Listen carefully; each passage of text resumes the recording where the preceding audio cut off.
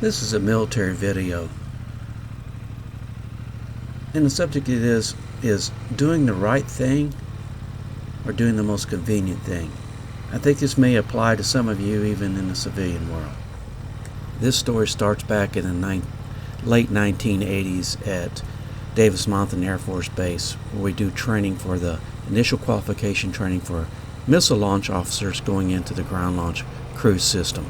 Most of the officers there that were doing the training were senior captains because of a edict passed down by the Tactical Air Command a few years ago.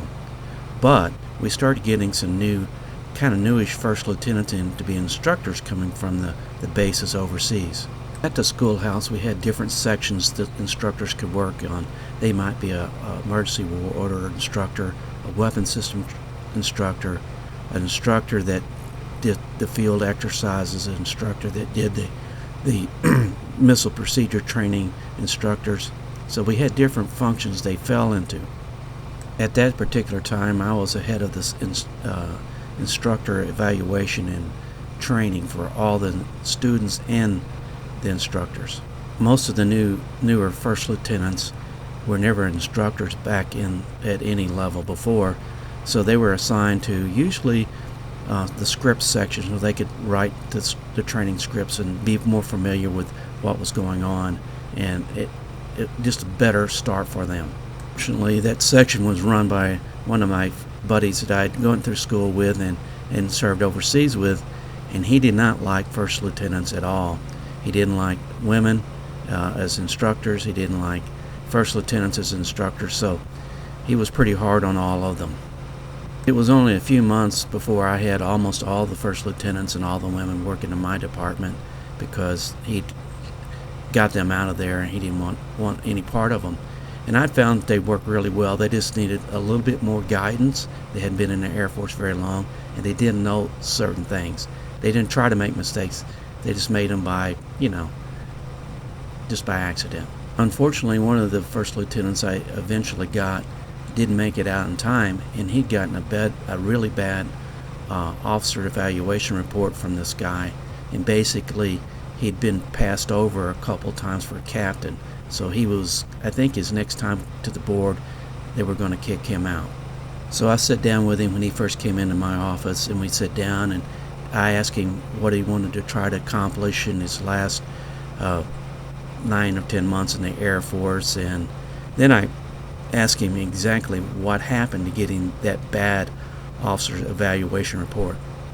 Well, he explained to me that during a field exercise down in Fort Huachuca, he and his new wife stayed at a hotel down there when the training was going on, and he said that the policy was that all the instructors had to stay with the other instructors, and he'd violated that policy, so he'd been given a bad officer evaluation report because he violated that policy. Well, that seemed like a pretty Mickey Mouse reason to give somebody a bad officer evaluation report and sink their career. So I went in to check to see and looked in the policy book, and sure enough, the policy was right there.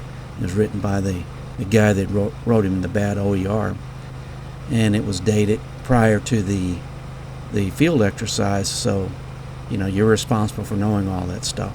In those days, in the late 80s, we didn't all have a lot of computer stuff, so a lot of stuff was done on carbon paper, and I had a copy of the carbon paper because I was chief of the standardization and evaluation.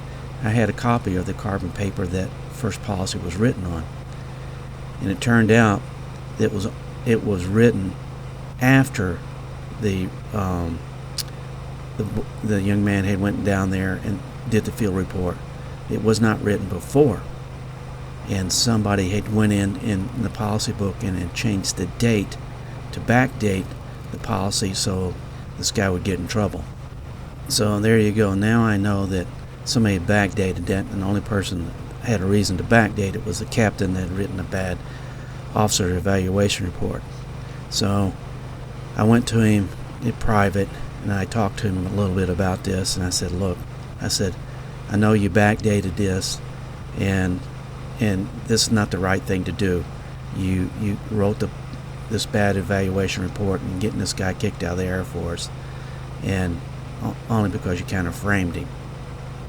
I said, you need to do the right thing here, and go back and tell him you made a mistake on his evaluation report, and so he can have a chance to get promoted. He looked at me like I was a crazy man, even suggest something like that. I said, well, if you don't do this, I'm going to go ahead and take it on up.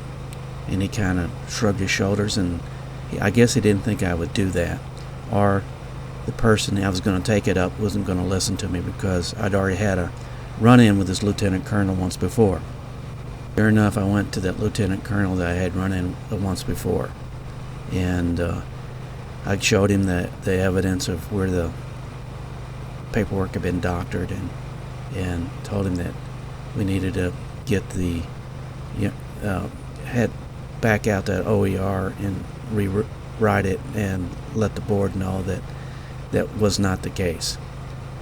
The lieutenant colonel looked at me, kind of gave me a real shit-eating grin, and knowing that I'd already caused him some pain earlier, and he wasn't gonna do that, and he said, nope, we're gonna let it stand.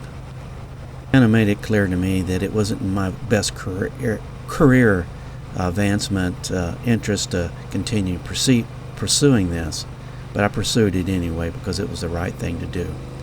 So I elevated it up, and they came in and they did an investigation and found out that truly that lieutenant was framed up, and they went ahead and backed out the OER and rewrote it. The lieutenant turned around and got promoted to captain, and he got his choice of his next assignment, which was a navigator. Unfortunately for the lieutenant colonel, it didn't work out as well. They asked him and forced him to go ahead and retire, and with the captain that wrote the bad OER and framed up this lieutenant, he ended up getting a bad officer evaluation report because of that, and he ended up having to leave the service also. So we did the right thing. I'm glad I did the right thing. I'm sorry that it had to come to that. He didn't really need to come to that. I gave the guy an opportunity to back out and do the right thing, but he didn't do it. So you may come up with that in your career somewhere. Are you going to do the right thing or the most convenient thing? Join me and my friends at Flat Cap Cafe Racer for riding and racing. Please subscribe.